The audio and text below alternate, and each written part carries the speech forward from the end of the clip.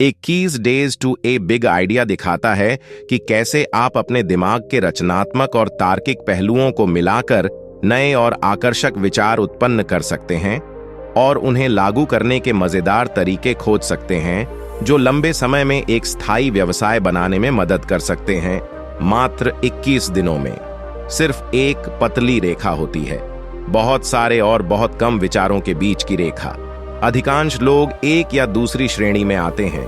वे या तो सोचते हैं कि उनके पास बहुत सारे विचार हैं मेरे जैसा और वे सभी को लागू नहीं कर सकते, या वे मानते हैं कि उनके पास कोई अच्छा विचार नहीं है और वे बिल्कुल भी रचनात्मक नहीं हो सकते। कोई भी नहीं कहता, हाँ मेरे पास समय समय पर कुछ अच्छे विचार होते हैं, बस उतने ही जितने मुझे चाहिए। हमेशा एक ही स्थिति होती है। सच्चाई यह है कि जो लोग अत्यधिक विचारों की हाइबरनेशन मोड में होते हैं, उनके लिए सबसे अच्छा होगा कि वे अधिकांश समय अपने रचनात्मक दिमाग को बंद कर दें, काम पर लग जाएं और फिर आवश्यकता पड़ने पर ब्रेनस्टॉर्म करें। लेकिन अगर आप दूसरी श्रेणी में हैं, तो यह किताब आपके लिए है। यहां ब्रायन मैटिमोर की 21 days to a big idea से 3 पार्ट हैं, जो आपको बड़े विचार उत्पन्न करने में मदद करेंगे और इसमें 21 दिन भी नहीं लगेंगे। 1. संतान की इच्छाओं से रचनात्मकता और तार्किकता के बीच की जगह खोजें। 1968 में जॉर्ज लैंड ने नासा के लिए एक परीक्षण विकसित किया, जिसका उद्देश्य यह निर्धारित करना था कि लोग कितने रचनात्मक हैं, और इसे बच्चों को देने का निर्णय लिया। यह परीक्षण इतनी सहजता से काम किया कि उन्होंने सोचा कि बच्चे भी इसे कर सकते हैं। वह सही थे और बच्चों ने शानदार ढंग से पास किया। 600 बच्चों में से, जो सभी 5 साल के थे, रचनात्मकता अत्यधिक थी। 98% बच्चों को रचनात्मकता के उच्चतम स्तर पर स्थान दिया गया। जब उन्होंने 5 साल बाद उसी परीक्षण को दोबारा करवाया, तो 10 साल की उम्र तक केवल 30% बच्चे ही रचनात्मक रहे, यानी 2 में से 3 बच्चे अपनी रचनात्मकता खो चुके थे। जैसे कि आप कल्पना कर सकते हैं, यह और भी खराब हो जाता है।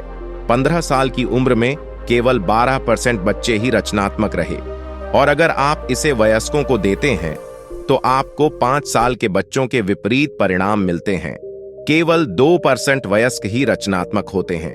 स्पष्ट है कि अपने भीतर के बच्चे को वापस लाना एक अच्छा विचार है, ताकि रचनात्मकता की मशाल को फिर से जलाया जा सके। और वास्तव में यह काम करता है। सोचिए कि जब आप बच्चे थे तो आप क्या करना चाहते थे। शायद इनमें से कुछ सपने पहले ही विकसित हो चुके हैं, लेकिन शायद बहुत से अभी भी बनाने के लिए बचे हैं। उदाहरण के लिए, अगर आप उड़ना चाहते थे तो अब हमारे पास विमान हैं, और अगर आप एक पूरी नई दुनिया में यात्रा करना चाहते हैं तो आभासी वास्तविकता धीरे धीरे अपना डेब्यू कर रही है। इन सभी चीजों की शुरुआत पागलपन भरे बचपन के सपनों से हुई, लेकिन जब तार्किक वयस्क दिमाग ने उन्हें संभाला तो वे वास्तविकता बन गए। 2. एंड तकनीक का उपयोग करके 30 सेकंड में विचार उत्पन्न करें। अगर मैं आपको कहूं कि आपको अगले 30 सेकंड में एक पागल नया नवाचार सोचने के लिए कहा जाए, आप शायद घबराकर जम जाएंगे, है ना? ठीक है, ठीक है, यहां थोड़ी मदद है। आप 2 यादृच्छिक शब्दों को, एक संज्ञा और एक विशेषण को मिलाकर अपने विचार पर विचार करने से पहले शुरुआत कर सकते हैं। इसे ब्रायन मैटिमोर एंड तकनीक कहते हैं, और इसका उद्देश्य आपके दिमाग को नए तरीके से सोचने के लिए प्रेरित करना है। अगर आप संज्ञाओं को एक ढेर पर और विशेषणों को दूसरे ढेर पर लिखते हैं, फिर एक एक कार्ड खींचते हैं, तो नए विचार जल्दी से उत्पन्न होंगे।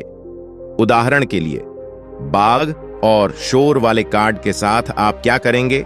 शायद आप सोचेंगे कि कैसे एक संगीत बॉक्स बनाया जाए जो पार्टी के समय पूरे आंगन को अपनी गूंज से ढक दे, या आप अपने लॉन मॉवर की आवाज को कम करने का तरीका सोचेंगे ताकि यह आपके पड़ोसियों के लिए कम परेशान कर सके। देखिए, यह तो 2 विचार हो गए। बिल्कुल, यह पूरी तरह नए विचारों के लिए ही नहीं है। आप इसे किसी विशेष उद्योग में बड़े विचार उत्पन्न करने के लिए भी उपयोग कर सकते हैं। बस संज्ञा को स्थिर रखें, जैसे फूल, ऑनलाइन, फैशन या पिज्जा, और फिर 20-30 विभिन्न विशेषणों को आजमाएं। आप जल्दी से एक पूरा ढेर नए विचारों का पालेंगे। 3. बिलबोर्डिंग के साथ उपयुक्त व्यापार विचार खोजें। लेकिन सभी विचार स्थायी नहीं होते। यह पता करने के लिए कि कौन से विचार स्थायी हैं, आपको वास्तविक दुनिया से फीडबैक प्राप्त करना होगा। लेकिन इससे पहले यह मदद करता है कि आप अपने विचार को साझा करने के लिए एक आकर्षक तरीका सोचें, ताकि आप हर संभावित ग्राहक को 30 मिनट का भाषण न दें। यहीं पर बिलबोर्डिंग का काम आता है। यह 3 चरणों में काम करता है। 1. अपने उत्पाद के लिए एक आकर्षक नाम सोचें। स्पष्ट रूप से परिभाषित करें कि आपका विचार क्या है और यह आपके ग्राहकों के लिए कौन सी समस्या हल करता है। 2. अपने उत्पाद के सभी लाभों की सूची बनाएं। 3. सबसे मजबूत लाभ को लें और एक स्लोगन बनाने के लिए इसका उपयोग करें। उदाहरण के लिए, लॉन मॉवर साइलेंसर के मामले में आप इसे साइलॉयन, म्यूट मॉवर या मफल मॉवर कह सकते हैं, ताकि यह तुरंत स्पष्ट हो जाए कि यह लॉन को शांत करने वाला है। इसके अतिरिक्त, अगर आप अपना स्लोगन कभी भी अपने पड़ोसियों से झगड़ा न करें बनाते हैं, तो यह सुनिश्चित करेगा कि लोग जान लें कि यह एक संभावित गर्म विषय को पहले ही सुलझा देगा। काफी अच्छा है ना?